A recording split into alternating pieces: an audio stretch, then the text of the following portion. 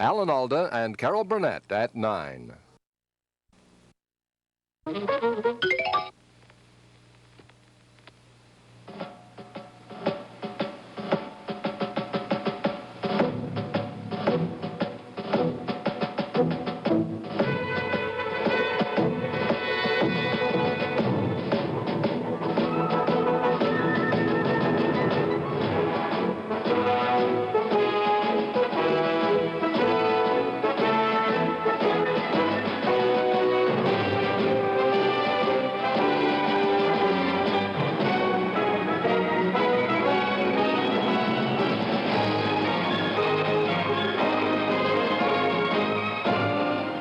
The Constitution of the United States gives us our rights and our form of government.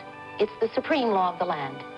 Yet when the Constitution was written, it made no mention of more than half of us, the women of this country. I'm Mary Tyler Moore. In this next hour, we'll meet some of the women who changed the Constitution. All of them, like all of us, marchers in the American parade.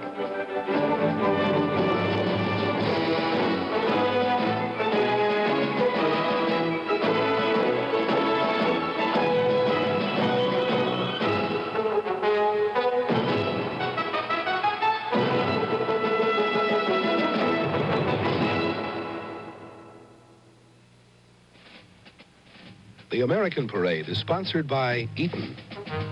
Looking forward with you to the 200th anniversary of the United States, Eaton is proud to sponsor this program as a representative of American industry. For we're all part of the parade, past, present, and future. I suppose we've all occasionally wished that we could have lived during some other time of history. Well, looking back at our own American history, when was the best time to have been a woman? Now that we're all thinking about our nation's 200th birthday, what about colonial times, when life for a woman was easy, and all she had to worry about was a few simple chores around the house?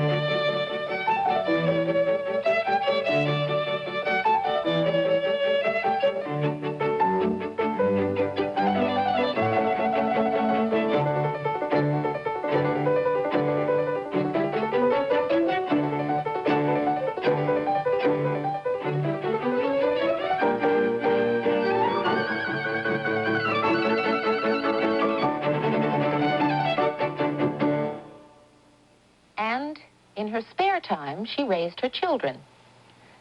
Of course, there's a lot more to the history of the American woman than the lighthearted look we've just had. I'd like to share with you what I've discovered about the role some real women have played in our history. Our program is a series of impressions based on how it might have looked way back then. But the characters and every word they speak are real, taken directly from history itself.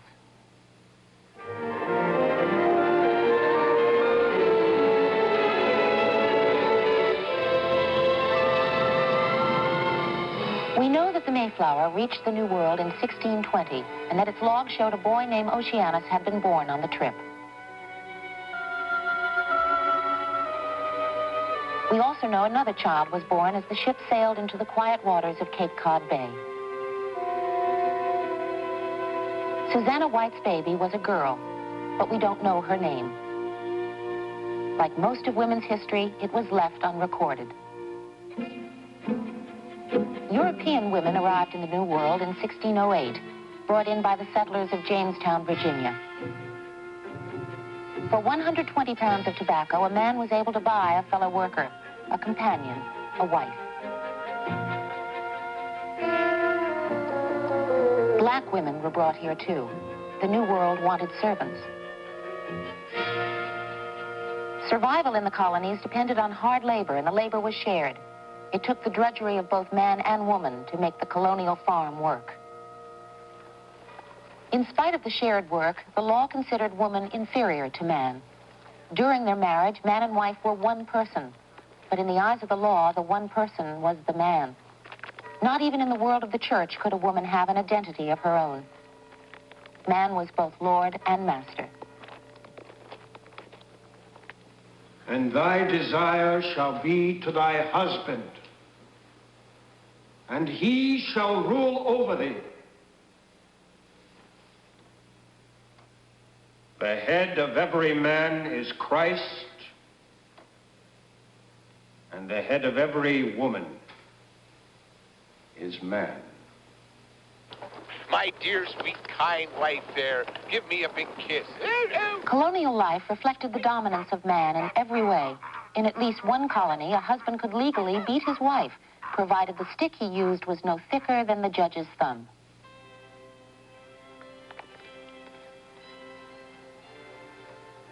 Of course, not all women were unhappy or badly treated. Many were fully contented with their lot in life. Anne Bradstreet married at 16, kept house for her husband Simon, raised 8 children, and celebrated her domestic existence in lyrical couplets. If ever two were one, then surely we. If ever man were loved by wife, then thee. If ever wife was happy in a man, compare with me, ye women, if you can.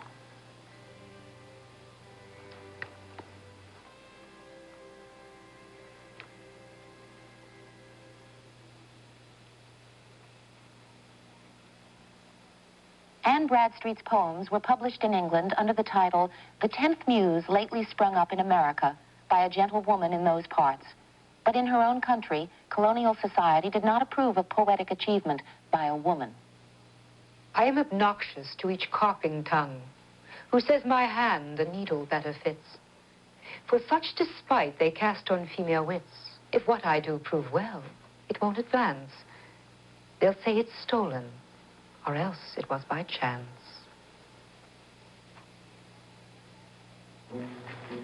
Not all women lived out their lives at home. Sometimes when a husband or a father died, a woman took over his business. But the women were aware that although they did the same work as men, they did not share the same rights, even though they had to pay the same taxes. Women posted notices protesting taxation without representation. The men of the colonies were making a similar complaint against King George III, but the men saw no connection between the women's grievances and their own. God save each female's right, show to her ravished sight, woman is free. Let freedom's voice prevail and draw aside the veil. Supreme effulgence hail, sweet liberty.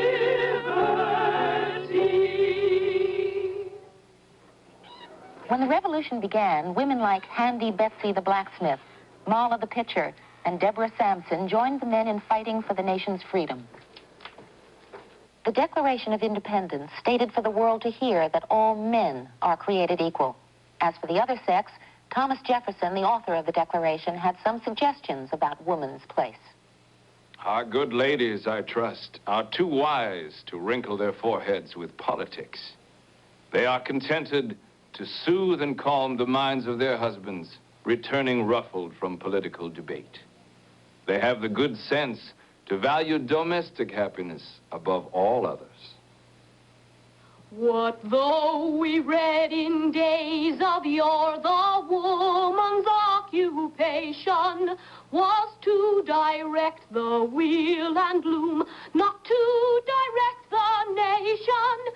This narrow-minded policy by us hath met detection.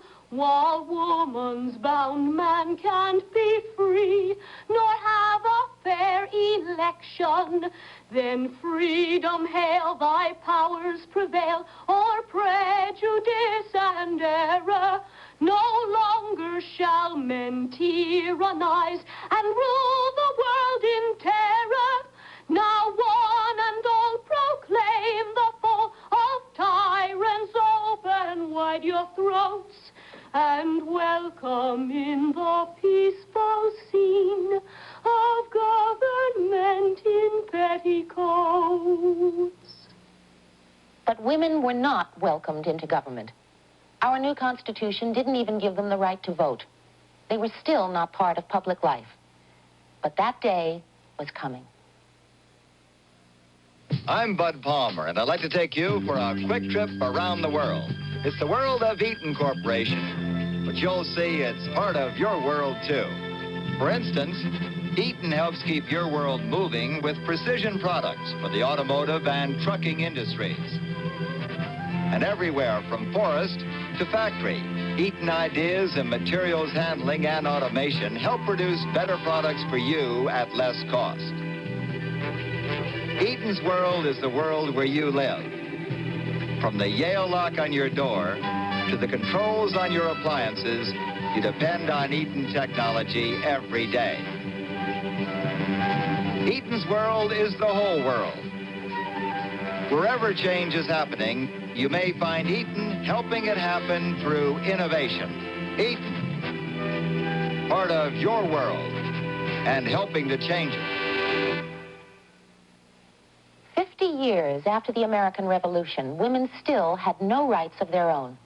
They couldn't vote, they didn't hold political office, and their husbands still controlled their lives in every way.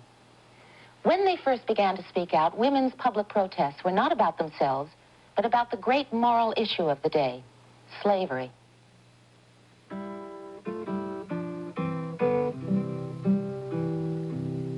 Oh, deep was the anguish of the slave mother's heart when called from her darling forever to part. So grieved that lone mother, that heartbroken mother, in sorrow and woe. In sorrow and woe. The harsh auctioneer, to sympathy cold, tears the babe from its mother and sells it for gold, while the infant and mother loud shriek for each other in sorrow and woe. Oh, list ye kind mothers to the cries of the slave. The parents and children implore you to save. Go rescue the mothers, the sisters and brothers from sorrow and woe.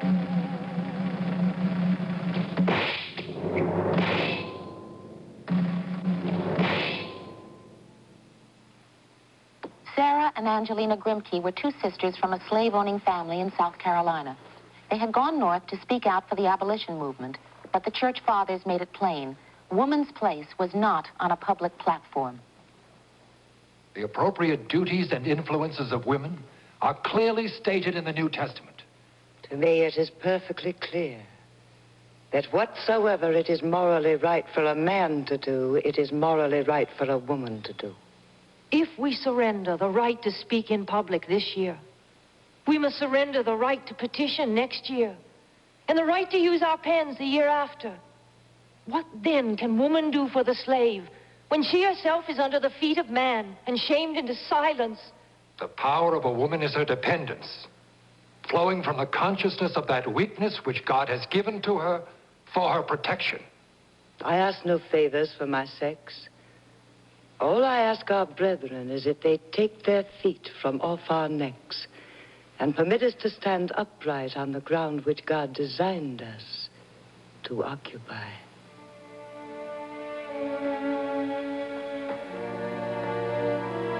London, 1840. The World Anti-Slavery Convention was about to meet.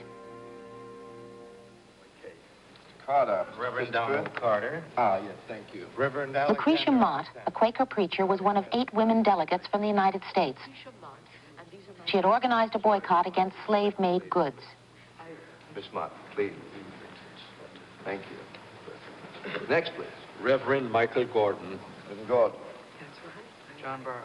Burroughs. Another delegate, Henry Stanton, brought along his bride, Elizabeth Cady. At first, she was only an observer. And then something happened that changed her life and led to the creation of the American women's rights movement. I say, let the ladies in. I say, let the ladies in. I move that the ladies be received with all respect, but not as delegates. United on freeing the slaves, the delegates couldn't agree on seating the women. But they've come 4,000 miles to attend this convention! Gentlemen, I have the highest possible regard for the ladies. We will treat them with all attention, with all respect. But we cannot clothe them with the character of officers of this convention. Please. The motion to admit the women delegates failed. They were banished to a low-curtained area. 3 men joined them there in protest. One was the American editor, William Lloyd Garrison. We cannot consent to see any of those who are associated with us thrust out of a meeting convened for the purpose of breaking the yokes and fetters of slavery, and ourselves permitted to enjoy rights and privileges at their expense. Before the convention ended, Lucretia Mott and Elizabeth Cady Stanton resolved to hold their own convention to seek new rights for women. 8 years after the London Convention, at the Hunt House in Seneca Falls, New York, the women's rights movement took its first step. In July 1848, Lucretia Mott, Elizabeth Cady Stanton, and some Quaker friends planned a revolution at an afternoon tea. As their ancestors had cited grievances against King George, so they began to list those of women against men.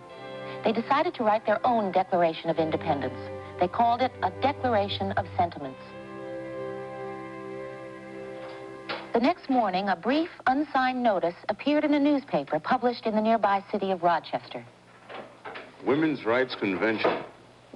A convention to discuss the rights of women at Wesleyan Chapel, Seneca Falls, July 19th. The paper was the North Star, edited by Frederick Douglass, who had escaped from slavery.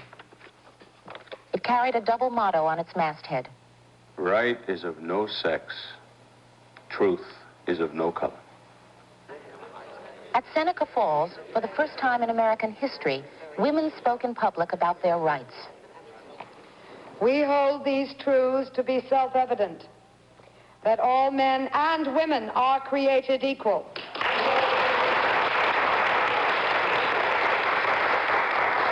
The history of mankind is a history of repeated injuries and usurpations on the part of men toward women. Having in direct object the establishment of an absolute tyranny over her.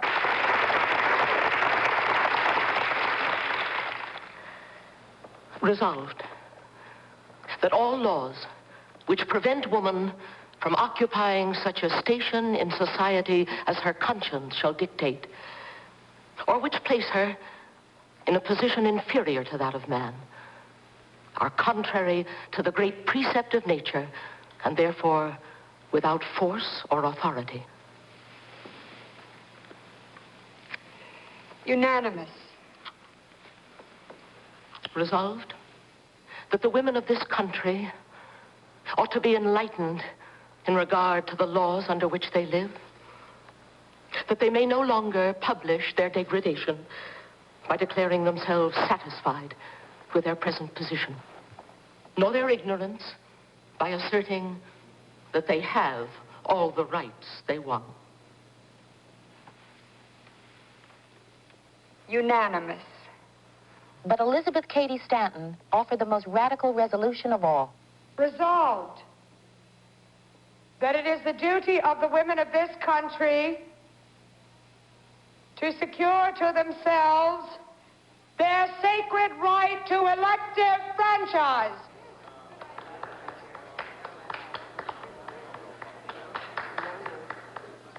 The power to choose rulers and make laws is the right by which all others can be secured.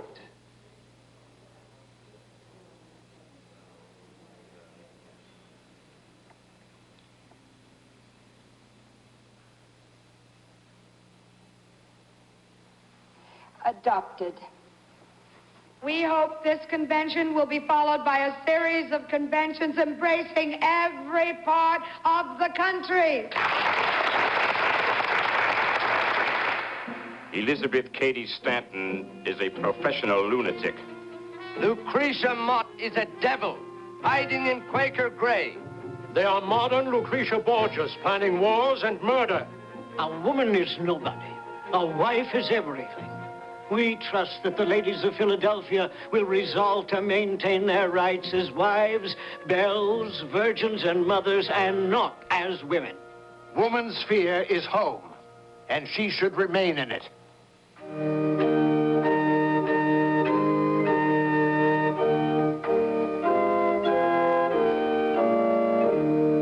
At one meeting in Akron, Ohio, an ex-slave named Sojourner Truth listened for as long as she could to one man after another discussing women's rights.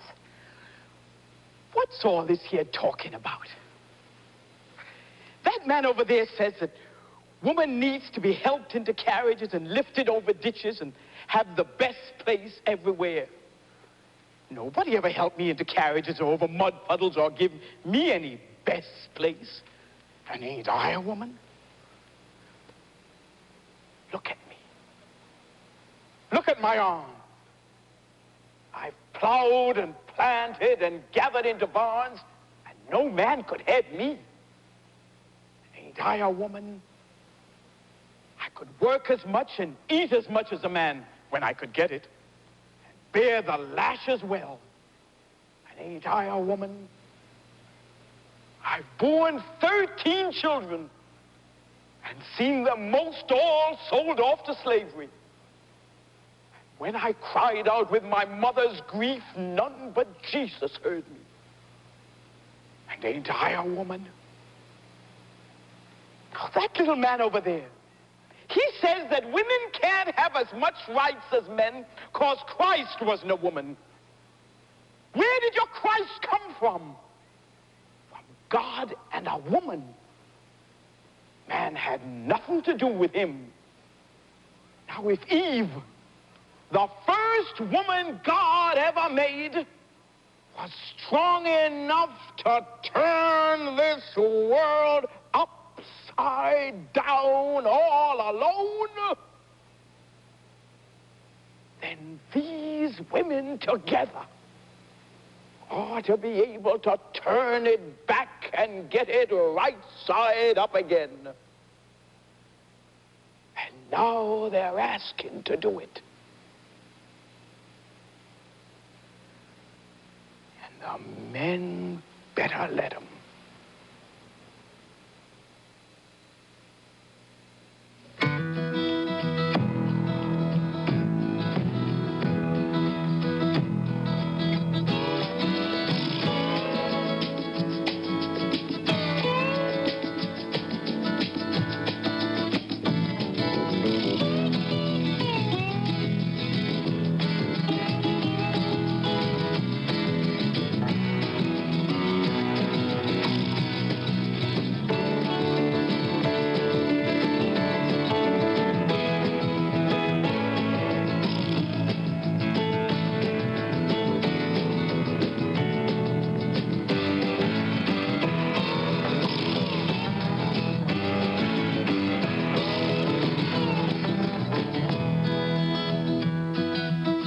In materials handling, Eaton doesn't miss a move. Eaton. Helping change happen. By the middle of the 19th century, women were taking their first major steps outside of the home. The wheels of the Industrial Revolution were spinning, and almost a quarter of the working force were women. And they worked, like the men, for low wages and long hours, except that women's wages were even lower. And for the married woman, well, according to law, her husband was entitled to collect every penny of her wages. Now the women's movement had a new leader, Susan B. Anthony had been a teacher for 15 years in upstate New York. As a woman, her salary was 1/4 that of a man teaching in the same district. Unlike most of those in the growing women's rights movement, she was to remain unmarried, single-minded in her devotion to the cause. A petition to the New York State Legislature for women to control their own earnings, to have guardianship of their children in case of divorce, and the right to vote and hold office. I have a husband, thank the Lord, who looks after my interests. I need no new laws to protect my rights. But many women and men felt that new laws were needed. By 1860, Susan B. Anthony was able to make a progress report. At the last session of the legislature in Albany, the bills for women's right to her property, her earnings, and the guardianship of her children passed. And from what is being done on all sides, we have reason to believe that as the northern states shall one by one remodel their constitutions, the right of suffrage will be granted to women.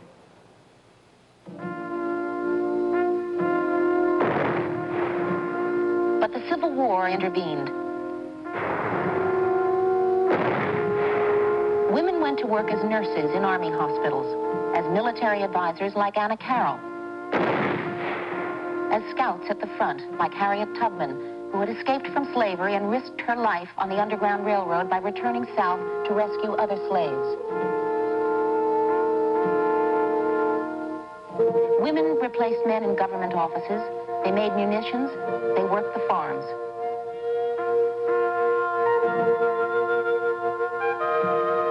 After the war, many of the leaders of the women's movement expected that women, along with the newly freed slaves, would surely get the right to vote. They were wrong. The 14th and 15th Amendments to the Constitution enforced the right of emancipated black men to vote.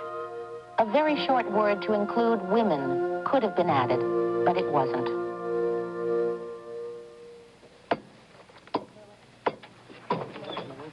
In 1876, the celebration of the 100th anniversary of the Republic was scheduled to take place in Philadelphia. The women of this country in the centennial year are political slaves, taxed without representation, governed without consent, precisely as were the men of the colonies 100 years ago. Elizabeth Cady Stanton and a younger associate, Matilda Gage, were preparing a document. Their plan was to read it in front of Independence Hall during the July 4th centennial celebration. This time, it would not have the modest title, Declaration of Sentiments. Woman's Declaration of Rights and Articles of Impeachment against the government of the United States. So that the women of 1976 may see that their predecessors of 1876 did not let the centennial year of independence pass by without protest. The women were denied permission to read their declaration, but they were determined that its words be known. A special parchment copy was prepared and fastened with a red, white, and blue ribbon.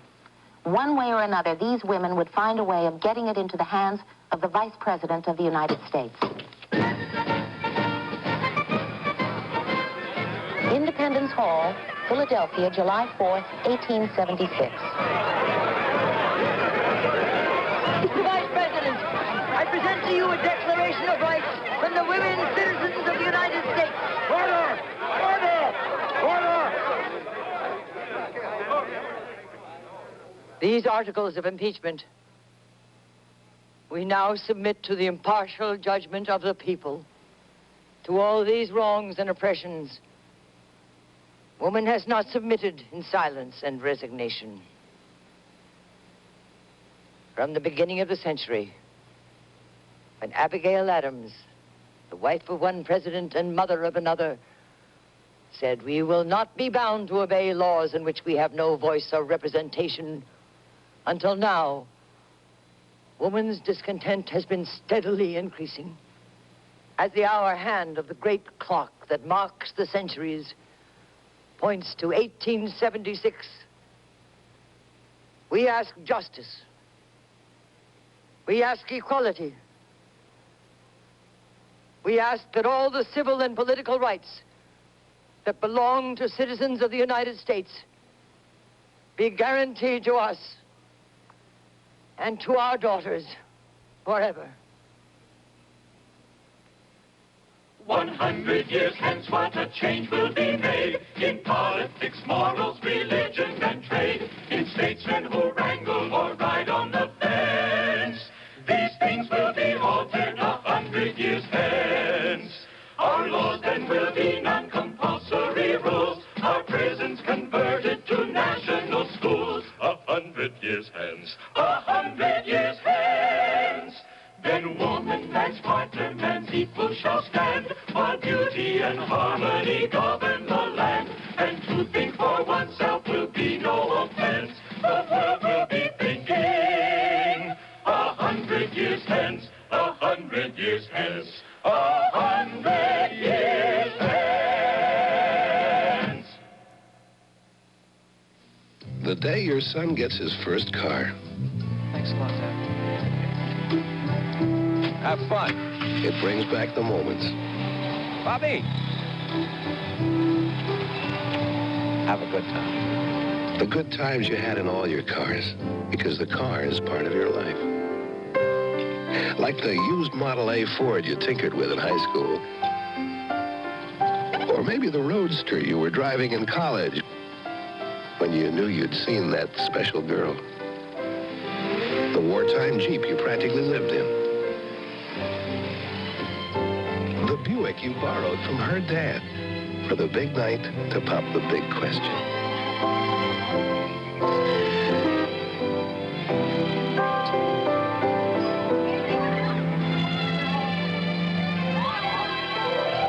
Heading for a new life together.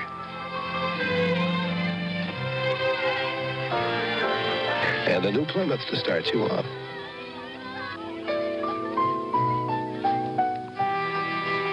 Then a son, and you were almost too shaky to drive the Chrysler. But by the time you took your daughter home in a Rambler, you knew all about it.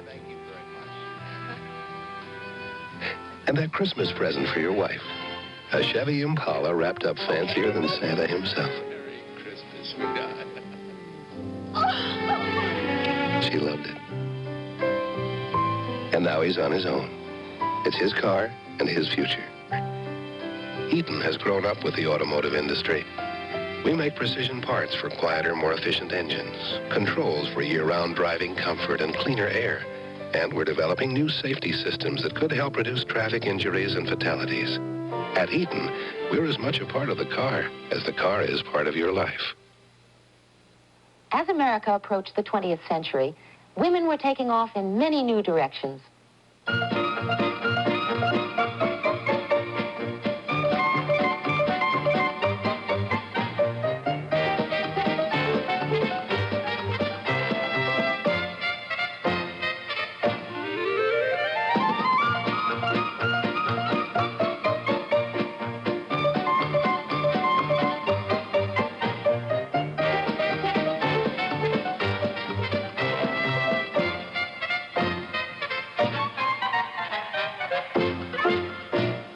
While the struggle for women's rights continued, the home was undergoing its own industrial revolution.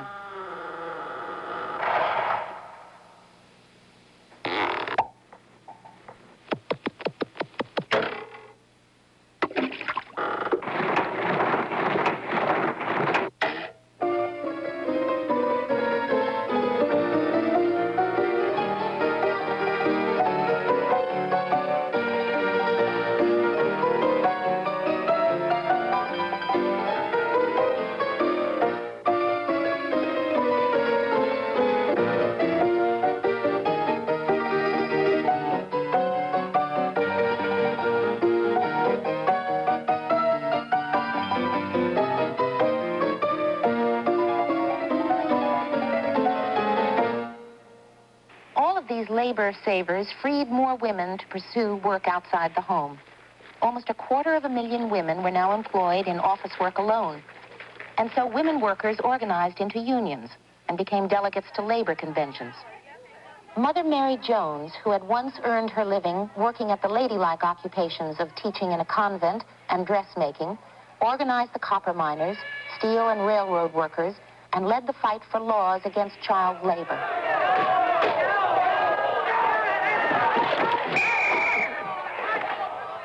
No matter what you fight, don't be ladylike.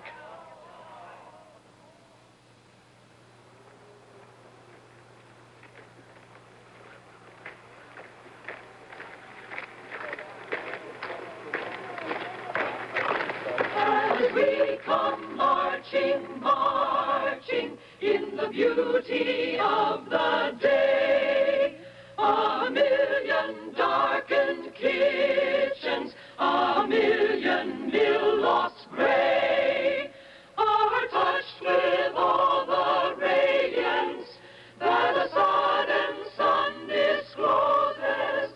For the people hear us singing, bread and roses, bread and roses. As we come marching, marching, we bring the greater days. The rising of the women means the rising of us all. No more the drudge and idler, tend the toil where one reposes, but a sharing of life's glories, bread and roses, bread and roses.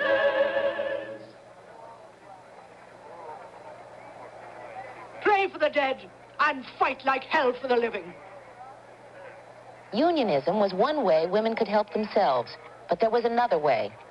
At a rally in New York City, a state senator debated Rose Schneiderman of the Garment Workers Union. Women will lose their feminine qualities if they are given the vote. We have women working in foundries stripped to the waist, if you please, because of the heat. Yet the senator says nothing about these women losing their charm. Of course, you know the reason they are employed in foundries is because they are cheaper and work longer hours than men. Surely these women won't lose any more of their beauty and charm by putting a ballot in a ballot box once a year than they are likely to lose standing in foundries all year round. During World War I, as they had during the Civil War, women took on new jobs in fields and factories.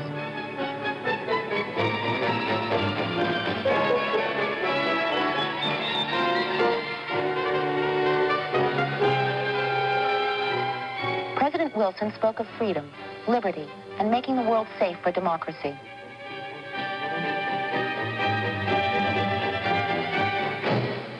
In Washington, militant suffragists stood in front of the White House and burned the words of the president. They were arrested and sent to prison.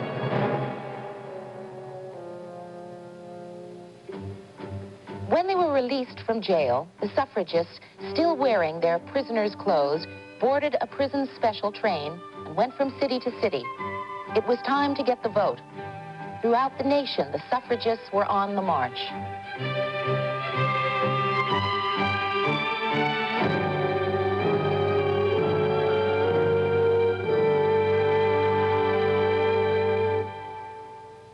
Finally, in 1919, Congress passed a suffrage amendment, but it had to be ratified by 3/4 of the states before it could become part of the Constitution. By the end of March 1920, 35 states had approved the suffrage amendment. Only one more state was needed, but getting that last approval wasn't easy. 8 southern states had defeated the 19th Amendment outright. Others refused to call their legislatures into session in time for women to vote in the November presidential election. Then the governor of Tennessee agreed to calling a special session for August. Nashville's Hermitage Hotel became a command post for the fight. On one floor, they were working to defeat the amendment. On another floor, others were working to get the amendment passed. Carrie Chapman Cass, who had become Susan B. Anthony's successor, knew there would be no let-up until ratification was final. We've long ago recovered from our previous faith in men's actions based upon a love of justice. What we must do, and do at once, is to get the cooperation of every man that stands behind the politics of the state of Tennessee. And we must be sure to get the men of every faction. On voting day, the Tennessee lawmakers heard a final plea from both sides. Will you help us to defeat the amendment? This is the most important issue that has confronted the South since the Civil War. In the name of millions of Southern women, we appeal to the unquestionable chivalry of the South. Show loyalty for the people of your own land. Wear a red rose or ribbon.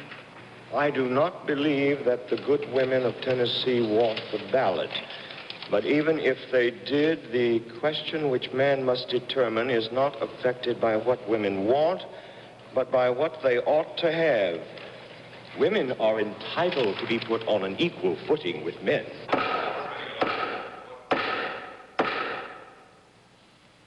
Whereas, at this, the present extraordinary session of the General Assembly of the State of Tennessee, there's a very momentous question to be considered, namely, the adoption or rejection of the 19th Federal Amendment. Mr. Speaker! Mr. Speaker! Senator Candler. I'm here representing the women who are at home rocking the cradle. I'm not representing the low-neck, high-skirt variety. Should the suffrage amendment pass and women be given the vote, why, Tennessee would have Negroes down here representing her in the legislature. Some of the members are being dictated to now by an old woman down here at the Hermitage Hotel whose name is Cat. That's right. I think her husband's name is Tom. This is the kind of woman that wants to dictate to us. Why, Mrs. Cat is nothing more than an anarchist. These people would downgrade the women of Tennessee to the level of Negro women. Senator Todd. I disapprove of Senator Candler's remarks. It was most unfortunate. I'm glad to have the ladies here and welcome them to do their worst. After 3 hours of debate, the Senate ratified the suffrage amendment. Now it was up to the House. 24-year-old Harry Byrne was the youngest member. He was about to prove that one man's vote could change history. Harry Byrne represented the same district as Senator Candler. The question was, did he think like Senator Candler? His mother had written a note to him. Harry, I noticed some of the speeches against. They are very bitter. I have been watching to see where you stood, but have not noticed anything yet. Don't forget to be a good boy and help Mrs. Cat put rat in ratification.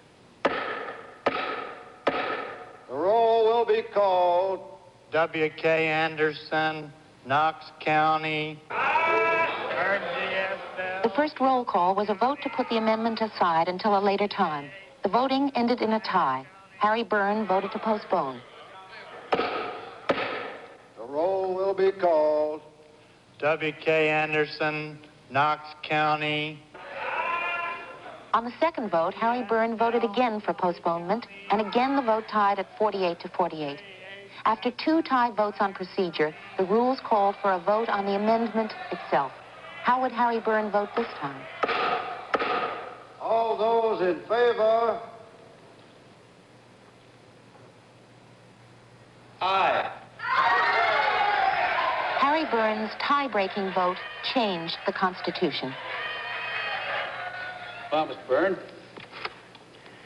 Well, I know that a mother's advice is always safest for her boy to take, and I appreciate the fact that an opportunity which seldom comes to mortal man to free 17 million women from political slavery was mine.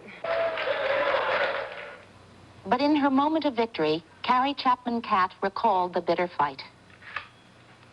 Never in the history of politics has there been such a nefarious lobby as Labor to block ratification. They appropriated our telegrams. They tapped our telephones. They listened outside our doors and our transoms.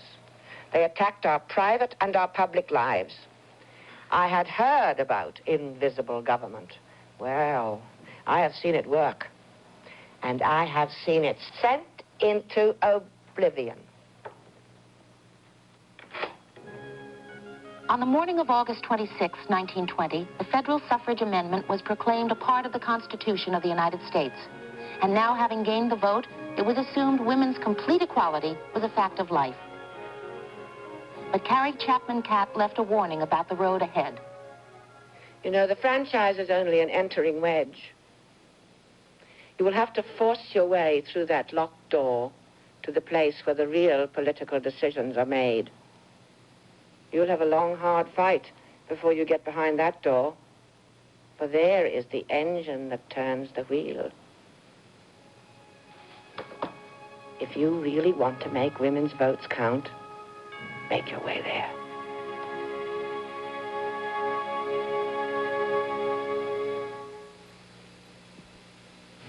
Carrie Jackson has a problem and the solution. Did you have a problem with little brothers and sisters when you were younger? Well, I'm the oldest in the family, and I say that I'm getting tired of cleaning my room when I don't even dirty it. This is my invention, and it keeps my brothers and sisters out of the room because it has a special lock on it, and it'll open just for me. You know that doorknob, that pink little doorknob there? It can see. And when he sees my sister, he locks himself tighter.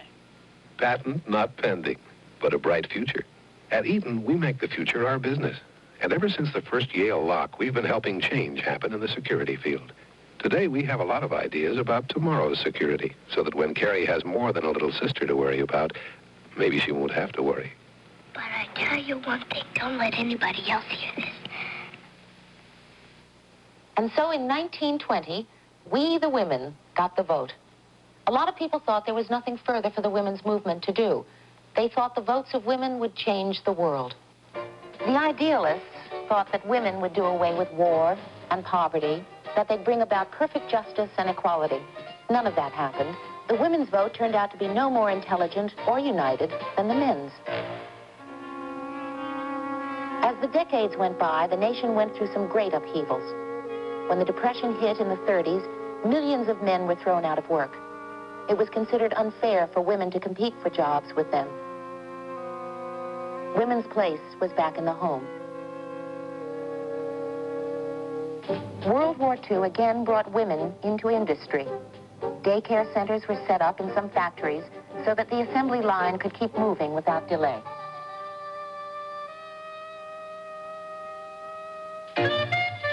At the end of the war, the men returned. There was lost time to be made up.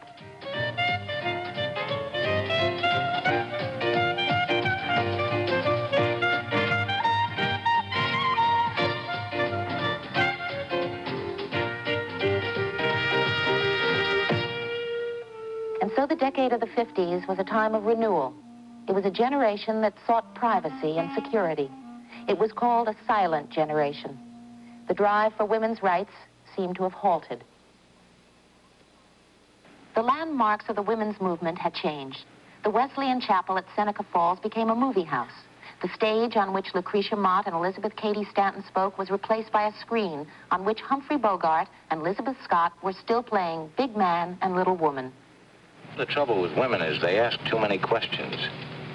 They should spend all their time just being beautiful. Let the men do the worrying. Yeah. You know, I've been thinking, women ought to come capsule size, about 4 inches high. When a man goes out of an evening, he just puts her in his pocket and takes her along with him, and that way he knows exactly where she is.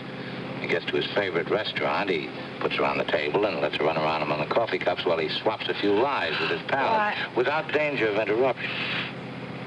And when there comes that time in the evening when he wants her full-sized and beautiful, just waves his hand, and there she is, full-size. Why, that's the most conceited statement I've ever heard. But if she starts to interrupt, he just shrinks her back to pocket size and puts her away. I understand. What you're saying is, women are made to be loved.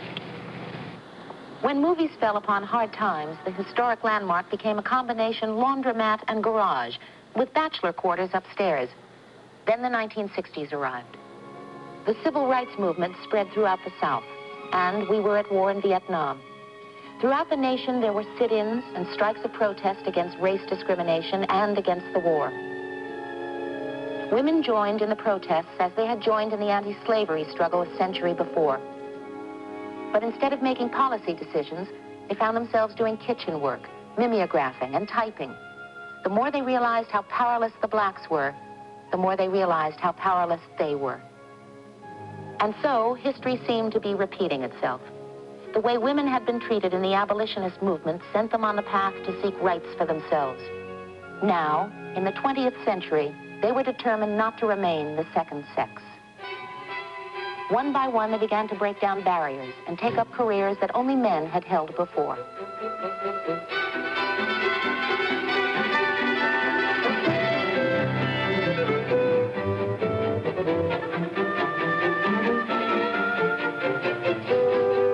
Modern-day Susan B. Anthony's and Sojourner Truths began speaking out for the liberation of women. Now we must use our power to defend the gains we've won, or otherwise women are going to be the first fired again and the last hired. And if we are to succeed in uniting ourselves and in attracting the typical woman, we're going to have to make a concerted effort to articulate issues. I ask you to challenge the existing political power structure and to change it. Sex and race are the two deepest political divisions on which the system runs. Our eyes have seen the future and rejoice in what's to be. Every woman in position to achieve felicity.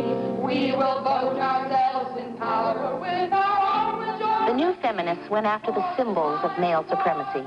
Even the Miss America contest was no longer sacred.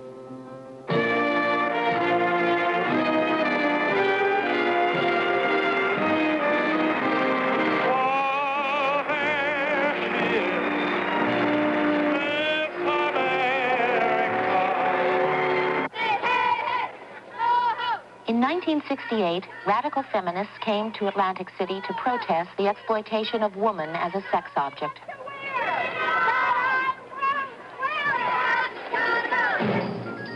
On August 26, 1970, the 50th anniversary of the day women got the vote, a nationwide women's strike for equality took place.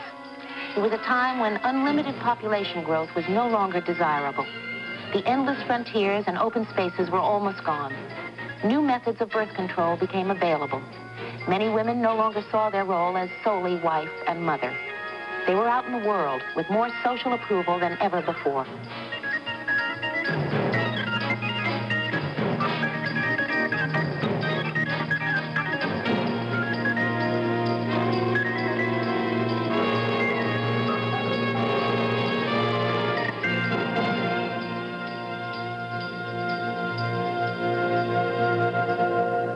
Television's world of make-believe reflected many of the ideas about women which had been taken for granted, or rather, taken by Mr. Grant. I would like to know why the last associate producer before me made $50 a week more than I do. Oh, because he was a man. Let me get this straight. The only reason he was paid more than I am is because he was a man? Oh, sure, it has nothing to do with your work. Wait, no, wait a minute, you know, because I want to understand this. I'm doing as good a job as he did. Better. And I'm being paid less than he was because... You're a woman. In 1972, Congress recognized that America's attitudes toward women had changed. They looked among their pigeonholed bills and passed one that had been introduced at every session since 1923. It was the ERA, the Equal Rights Amendment. The amendment states that equality of rights under the law shall not be denied or abridged by the United States or by any state on account of sex. It will take the approval of 38 states before the Equal Rights Amendment becomes part of the Constitution. In January 1974, the state of Georgia voted on the new amendment. It was turned down. The following month, it was Ohio's turn to vote. The chair, without objections of the Senate, will proceed with all of the proponents and then go to the opponents. Equal rights provides that sex shall not be a factor in determining the legal rights of men or women. It recognizes the fundamental dignity and individuality of each human being. ERA applies only to governmental action. Private relationships between men and women will not be affected. Have you told all the young girls in your district that they're going to have to register for the draft? Have you told some of the women in your district of the rights that they are going to lose? Armstrong. When the actual vote took place, Ohio became the 33rd state to approve ERA. If 5 more states approve, the Constitution will once again be changed. Once again, our supreme law will reflect our changing attitudes toward the women in the American parade. Now, if Eve, the first woman God ever made, was strong enough to turn this world upside down all alone, then these women together ought to be able to turn it back and get it right side up again. And now they're asking to do it. And the men better let them. I'm Mary Tyler Moore. Good night for the American parade. Hello, I'm Del DeWint, chairman of Eaton. When CBS came to us with the idea for the American parade, we were excited over the opportunity to sponsor a very special series of programs. After tonight's show, I hope you share some of this enthusiasm with us. The American parade really began about 200 years ago. And as it passes in review on these programs, we at Eaton want you to have a grandstand seat. It's a great chance for all of us to enjoy and appreciate what's come before. As a representative of American industry, Eaton is honored to sponsor the American parade, and we'd like to continue.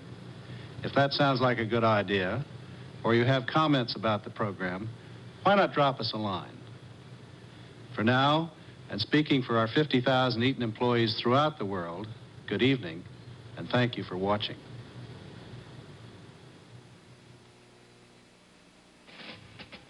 The American parade was sponsored by Eaton. At Eaton, we'd be interested in your comments about tonight's program. Write to Eaton Corporation, The American Parade, Cleveland, Ohio. George C. Scott stars in Mr. President, a look at presidential power from George Washington to Teddy Roosevelt, April 24th on The American Parade.